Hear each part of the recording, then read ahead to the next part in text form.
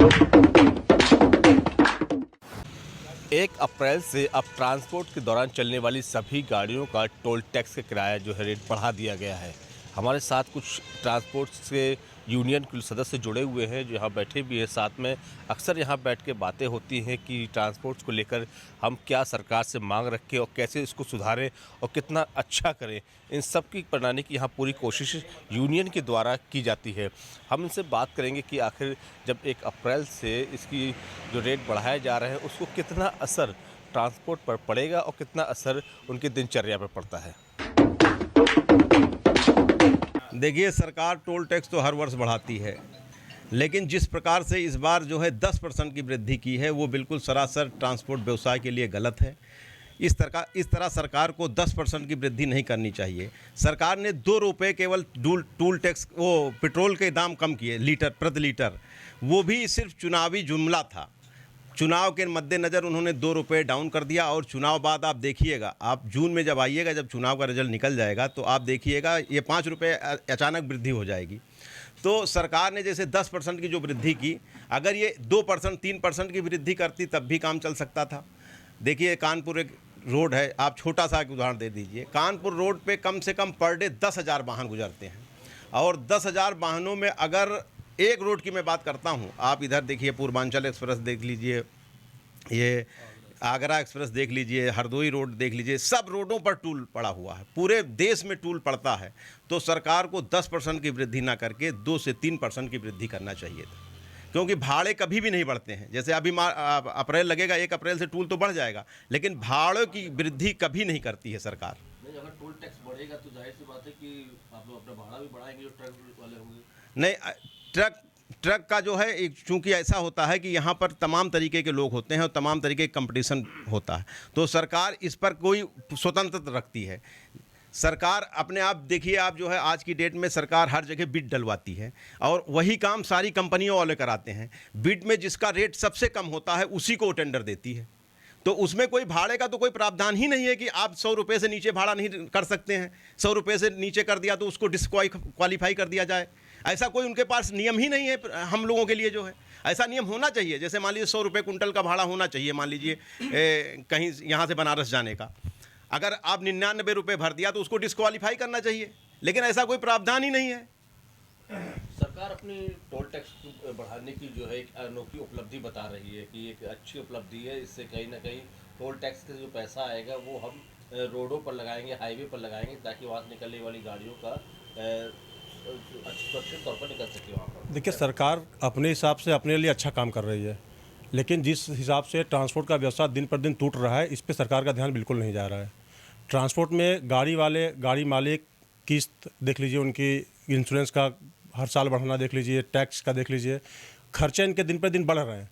किसी भी चीज़ में छोटी छोटी चीज़ों पे से अभी लॉन्ड्री का चालान है, 25,000 रुपये का चालान कट जाता है, तो खर्चे इनके दिन पर दिन बढ़ गए हैं। परंतु व्यवसाय में जो कंपटीशन आ गया है, दिन पर दिन इनके भाड़े गिर रहे हैं, रेट गिर रहे हैं। तो सरकार को ये सब चीज़ें करने पर थोड़ा सा देखना चाहिए कि हम गाड़ी वालों को किस हिसाब से इनकी इनकम बढ़ा सकते हैं, इनका कैसे हम जोड़दार दोबारा कर सकते हैं। इस पर सरकार को थोड़ा सा ध्यान देना चाहिए।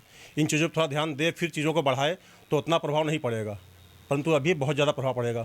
सरकार जिस तरीके से बात कर रही है जाल फैलाने की, और उनका मानना है कि जो हमारे हाईवे एक्सप्रेस जो बन रहे हैं वो A1 क्वालिटी के बन रहे हैं, तो क्या लगता है कि देखिए, उसमें सिर्फ ट्रांसपोर्ट व्यवसाय ही तो नहीं चलती है ना, और भी लोग चलते हैं। कुछ टैक्सेस उधर से भी बढ़ा ले सरकार, अगर जाल बढ़ाना है तो। केवल ट्रांसपोर्ट व्यवसाय का ही पेट काट के अगर सरकार को अपनी इनकम बढ़ानी है तो ये गलत है। आप करिए, लेकिन ट्रांसपोर्ट को व्यवसाय को कैसे हम बढ़ा सकें उस पर भी थोड़ा विचार करें, वो कि इनका व्यवसाय कैसे बढ़ाएं, भाड़ों को कैसे बढ़ाएं, एक सीमित दर तय कर दें कि इतनी दूरी का इतना भाड़ा मिनिमम होना चाहिए। इस कंपटीशन में दिन पर दिन 400, 500, 1000, 2000 करके भाड़े गिरते चले जा रहे हैं और हर चीज़ों का रेट बढ़ता चला जा रहा है। आपको क्या लगता है भाई साहब कि सरकार जिस तरीके से रेट बढ़ा रही है टोल टैक्स को लेकर, तो सरकार की क्या नीति के हिसाब से क्या कहेंगे? सरकार की नीति और मंशा इस ट्रेड को ख़त्म करने का है। ट्रांसपोर्ट ट्रेड को ख़त्म करने की मंशा है, सीधा सीधा। पहले इंश्योरेंस भी बढ़ा दिया, थर्ड पार्टी 5-6 हज़ार रुपये होता था, आज 40,000 के आसपास थर्ड पार्टी है। टोल टैक्स पहले रोड या पुल जो भी बनते थे उसके ख़त्म हो जाने के बाद टोल हटा दिया जाता था।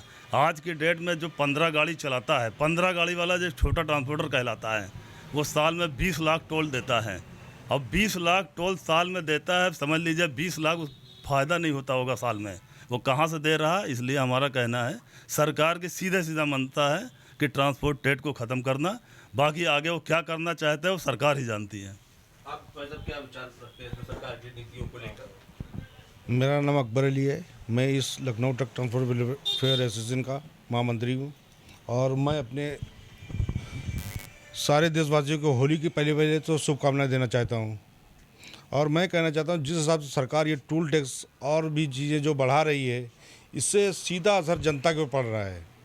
और ये गाड़ियाँ और ये जो भी है, आदमी कैसे चला रहा है वो ही जानता है कि आदमी के घर चलना मुश्किल है। पुलिस वाले अपनी तरफ खड़े हो जाते कैमरा लेके सामने सबसे पहले, और उस कैमरे की डर से आदमी से 500, 1000, 1500, 2000 दे दो, नहीं तो 25,000 का चालान ले लो, 20,000 का चालान ले लो। तो ये सब अन्याय है। इसके लिए सरकार को कुछ सोचना चाहिए। अगर हम एक शब्द में अगर आपसे पूछा जाए कि अब चूंकि चुनाव का दौर चल रहा है, तो क्या लगता है आपको कि आगे सेंट्रल में क्या वापस बीजेपी लौट के आना चाहिए या नहीं आना चाहिए, क्यों? नहीं, बीजेपी लौट के आना चाहिए, कोई दिक्कत नहीं है, बीजेपी से किसी को कोई दिक्कत नहीं है। लेकिन दिक्कत यह है कि जैसे गवर्नमेंट दावा करती है कि मैंने इतने लोगों को सिलेंडर बांटा, इतना राशन मुफ्त दे रहा हूं, तो आप राशन मुफ्त दे रहे हैं, सिलेंडर मुफ्त दे रहे हैं, लेकिन दूसरी तरफ एक वर्ग ऐसा है जो पूरे भारत के व्यवसाय की रीढ़ की हड्डी है। आप हमारी इकोनॉमी को देखिए, ट्रांसपोर्ट की, अंबानी इसके नीचे हैं, टाटा इसके नीचे हैं, बिरला इसके नीचे हैं, अडानी इसके नीचे हैं। इतनी बड़ी इंडस्ट्री के साथ आप इस तरीके का दुर्व्यवहार कर रहे हैं, ये सरकार हमारे साथ बिल्कुल नाइंसाफ़ी कर रही है। दूसरा मैं ये कह रहा हूँ कि अगर सरकार टोल टैक्स बढ़ा रही है तो आप ये देखिए, टोल टैक्स बढ़ा रही है तो सिर्फ आप रोड का जाल बिछा रहे हैं, हमारे ड्राइवर को कोई सुविधा नहीं दी जा रही है। इनको चाहिए हर 100 किलोमीटर पर एक शेल्टर हाउस बनाएं।